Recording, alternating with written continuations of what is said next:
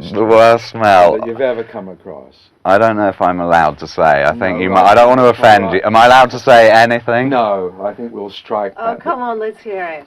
I would have to say Raj's headphones Oh, after a long gig. That is so cruel. Chicago agrees. No, that is nothing compared. No, look, you told me about certain people in the morning that breathed on you at parties, and I know their names and what country they come from, and you won't even mention them. No, there was a You certain mentioned person's me. breath at Alto Paraiso Festival, But which you anyone who was there would have smelt his breath from the dance floor. But you still would rate my headphones. The yardstick was set at that point, but when I had to borrow your headphones, I had to go to a spa and rinse my head in salts for 3 weeks after that. So unfair and unjustified.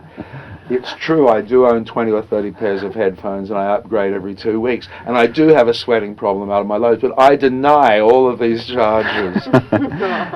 How often do your headphones perish? Quite often. I just gave Chicago a pair yesterday. Often I throw them. Oh, did you wash them? I love it in Japan because I have a whole lot of headphones and I carry hats and headphones in my bag. And during the gig, especially if it's not really excited enough and I haven't irritated the audience enough, I'll take out a headphone and I'll wave it and sort of tempt them a bit with it and put it down, and there'll be a surge to the front, and then I'll take my hat off and wave, and there'll be another surge, and then finally I will, after a lot of histrionics, hurl it out in the crowd, and the sea of arms go up, and then you hear a scream as someone actually smells them, and then they try to get rid of it. And then it just gets passed like a crowd surfer, passed back up to the stage. On eBay they fetched, I think, 50 cents or 25 cents for Raj's headphone collection. Well, what sort of music do you guys listen to outside of Shpongle, obviously? What sort of... Oh, the list is endless. I mean, everyone is going to say, I asked Chicago yesterday, I said, who is the best? And he said, the best what? I said, no, who is the best? And he said, without even flinching, Jimmy, with an I. And everybody knows, you know, Jimi Hendrix. Yeah. I mean, I was fortunate enough to hear him play in a studio once, just with another guitarist, Alton Lee, from a band called Love. Anyhow, they were just playing. I've never heard Hendrix on stage, but he picked up this guitar and was just doodling on it in the... I've never heard anything like it. It was just like listening to God speak, or your lover saying something beautiful in your earlobes in the morning. He just was in touch with music, and the sound he got was extraordinary. But there are so many wonderful musicians, even guys living in little villages in India or Morocco or Iraq or places we wouldn't even go to.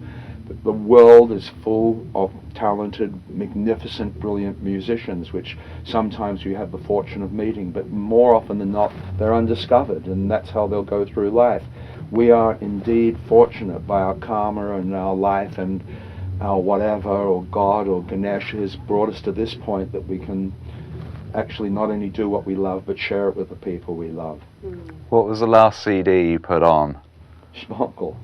Because you're practicing. No, because I'm practicing, of course, you know. Apart from that, what did you put on for dinner? Usually for dinner I'd play something like classical or something Indian. I listen to a lot of classical. Usually for dinner with the family we'll put on jazz, because jazz is sort of like really nice to eat with. So we'll play some Thelonious Monk or John Coltrane or whatever, just sort of some improvised cool... What was the last CD you made love to?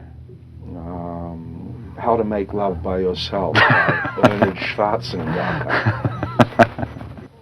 Well, how did the two of you meet? How did you guys meet? How did we meet? How did you meet? How did we meet? That's a good question. Meet? We put this on camera? Are we rolling? We're rolling. We're rolling. We're rolling. Okay. How did the two of you How did we meet? How did Sai and Raj meet? We met 1,000 lifetimes ago. But I didn't recognize you that time. Yeah, it took 1,000 lifetimes. Later, then we passed each other etherically. But where did we actually physically meet? in the corridor at Butterfly Studios. I brushed past your moustache. Yeah, and you were doing a track thought, called ooh. Wargasm, I remember. Oh. It was a terrible name, but I wanted to... No wonder it was never released. Exactly. And you were in a band called the Purple Oms, which I had heard you play at a festival in Bicester where the guy had taken all his clothes off. I remember, destroyed 50 cars and destroyed the ambulance too. But you were playing at that party, and Si played all the instruments. I was watching this guy, and he played the guitar, and then he did the vocals, and I was thinking, it's a one-man band. And then a few months later, I think we met each other at Youth's recording studio in Brixton called Butterfly. It was a lovely setup because he had 3 studios, and one downstairs, 2 upstairs, but everyone would meet for dinner. Yeah. In the evenings. He had an Indian cook who would make fantastic home-cooked food, Mrs. Chan. I miss her. Yeah. And we sort of met having dinner and, you know, telling stupid stories, much as we do now. It was just like a Shpongle session, but without the music coming out. I was in a different band called the Infinity Project, and that had gone for 3 or 4 years, and we were recording at Youth Studio down there, and Si had his project. And it was really only when we went to Glastonbury, that was the big moment, when we both went to the Glastonbury Festival. I think it was 96 Festival. I think it was, 96. No, was it 4? I think it was 94. Maybe it was 4. See, the senility and the Alzheimer's cutting in already.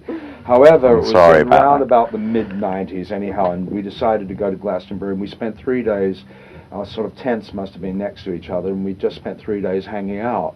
And just seeing all the wonderful, splendiferous, bizarre goings-on at Glastonbury Festival, which is probably the greatest in the world.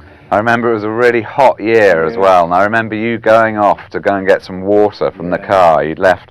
You particularly wanted to go to the car to get the water because you'd for some reason brought a load of salami and cheese and left it in the car in the hot midday sun, the blazing sunshine. That's right. And so you said you needed water, but really you were going to make sure that you didn't have to crush your car at the end of the festival. That's true.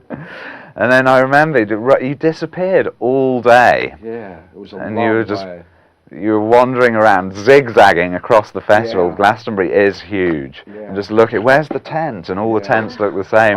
Finally, he arrived, 6 o'clock, just a broken man. Oh, Raj is back. Where have you been? He said, I just got so lost. I've been going across the festival, and I'm so thirsty. I brought the water, and he'd had the water carrying with him all day, but didn't want to drink any because he didn't want to arrive back at the camp with no water.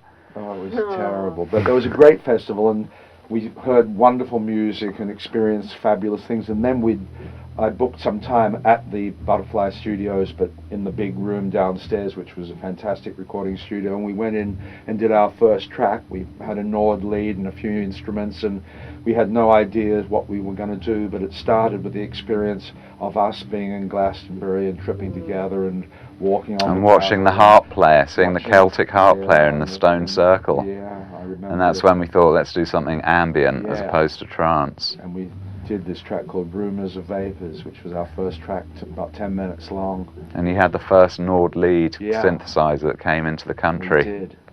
And we really spoke with the aliens that day, and that was the beginning of a wonderful collaboration.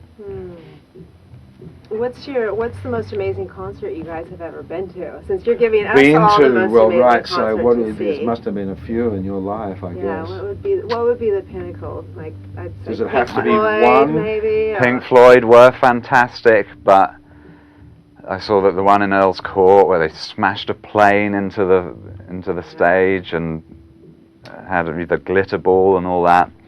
But the one that stands out was Twisted Sister at Hammersmith Odeon. Oh, no. I hate to say it, it was the most amazing gig. I was a young, impressionable 13-year-old there in my little stripy shirt amongst all these sort of metalheads, and it was the most extraordinary thing I'd ever seen. Wow, just the amount of swearing. What's your favorite it was a heavy metal. What's your favorite song? Let's hear a little bit. I haven't listened to them for so long. I don't know if I can remember any of the songs, but God, I remember he gave this whole rap about. They had a track called SMF, that stood for Sick Motherfucker, and He's the one that looks like Christina Aguilera, right? Exactly, yeah. Dee Snider. He filed his teeth into fangs for added effect. I remember that. Yeah. And it was, you know, one of those sort of weird phenomenons where it was like a load of white guys, no